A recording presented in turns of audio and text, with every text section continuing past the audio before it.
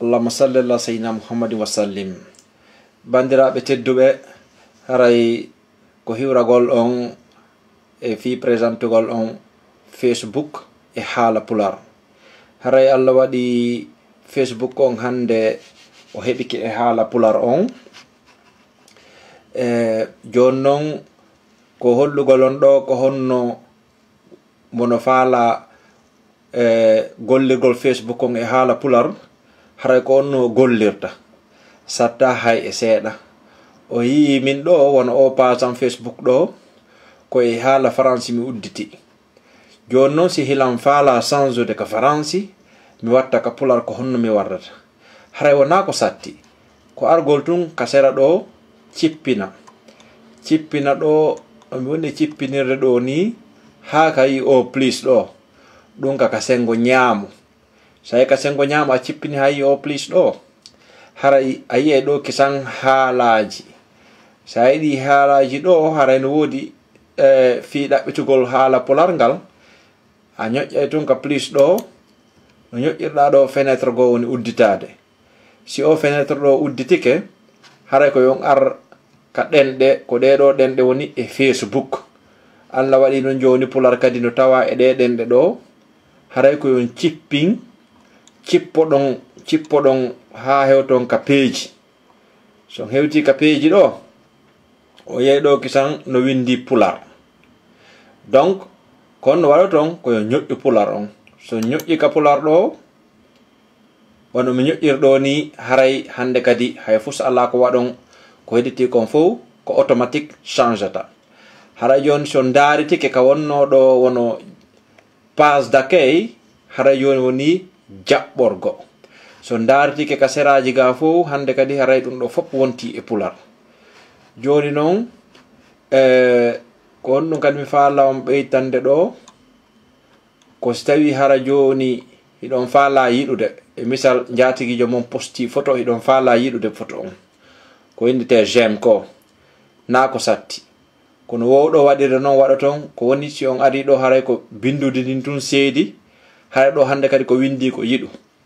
Si on ñoƴƴi ka jungo ɗo ka sengo nano photo o yiyay ɗo no windi yiɗu. So ñoƴƴi ɗo o yiɗiray photo on ɗo no faalira ɗo wo. Donc haray si on feƴƴi ka yiɗu ɗon hino ɗo num butore innetenode commenter. Joni noon fi commentugol ngol no windi ɗo yowgol ko commentugol. So ñoƴƴi ɗo o windana jatigijo mon on ko faala ɗon kon. Si wi ɗon aron ka partager ko wontun joni nde butore ɗo ko e fulfulde nde windi hinde inne sendu. So ñoƴƴi ka sendu ɗo haray ko ɗum ɗon firi heɗo wawi naɓande photo on no on suɓata ɗo ko honno falɗon naɓirde photo mo falɗon sendodude e jatigiɓe mon ɓen. No windi ɗo lollin joni sehilaɓe. Lollin sehilaɓe ko ɗum firi ko wondema hiɗa faala naɓande o photo ɗo jatigiɓe ma ɓen Facebook. Lollin ɗo haray ko fi naɓugol photo on Facebook. ɗum ɗo woni siko jatigiɓe ma ɓen woni si wona jatigiɓe ma ɓen fof. Maale ara e nde butorde tammere hinde inne neldu e ɓatakuru. ɗo ko naɓugol haray photo on e naɓugol photo on ka messenger jatigijo moɗon on. Haray ko hikkitata ɗon komi hollata on ɗo ko hikkitata ɗon fayida ko honno joni yaltirta Facebook. Toujours on artay no wowɗo warrude noon si tawi koye ɗeya ɗenɗe hedditiɗe wonno ko faransi ma englisi aron toujours ka wowɗon arde ɗon e kun coɓɓulum ɗo ñoƴƴa kun. So ñoƴƴi kun on taway ko adi kon taw ɗiɗo bindi fof haray hande kadi naka faransi ɗi windi maka english haray kaka haala pular ɗi windi. Joni on cippototon ley ɗo cippoɗon ha ka yiɗon no windi ɗo sengto ko ɗum woni yaltu. Ko ɗum firi kadi ka faransi déconnecté. Si o ñoƴƴi o ɗo haray on yalti ka page Facebook moɗon.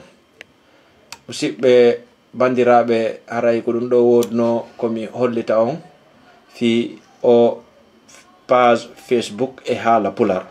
Haray hiɗen weltano e mojobere meɗen hekkinde yeeso e fi wallitagol ngal ɗengal haali pular no ngal yarra yeeso e ɗi nouvelle technologie ji. Jaram, wassalam.